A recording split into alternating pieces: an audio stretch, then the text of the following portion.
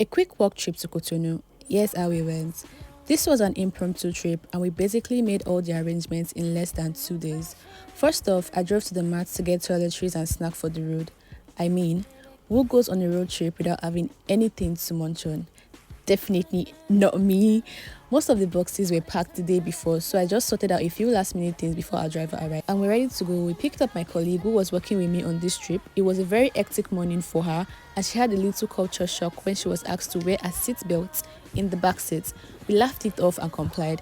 This was a very long ride, but we finally made it to Cotonou. You could see the excitement on our faces because we were so close to our stop. When we got to the apartment, we checked out the space and had some food before diving into work for the night. Sorted the designs, created stock lists, and prepared other important details ahead of the next day. The next morning, it was the day. We picked up some necessary tools from a friend, and I carried stuff with me to the location.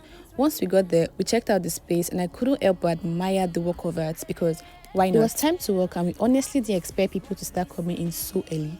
I was all alone in the gallery, running errands, trying to arrange the space, attending to customers all at once. Thankfully, my colleague joined me later. This was us having a happy dance because the turnout was massive.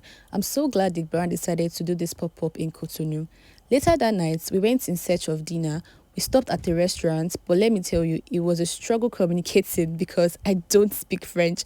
All those months of Duolingo in the mud. But I'll say I tried a bit. Finally, it was the day to leave. We had to check out of the apartment by 11 a.m., so we got up early. We stopped at the mall and picked up perfume. It wasn't me that got them though, and snacks. But as soon as we got into the car, my motion sickness kicked in. I took a nap and woke up in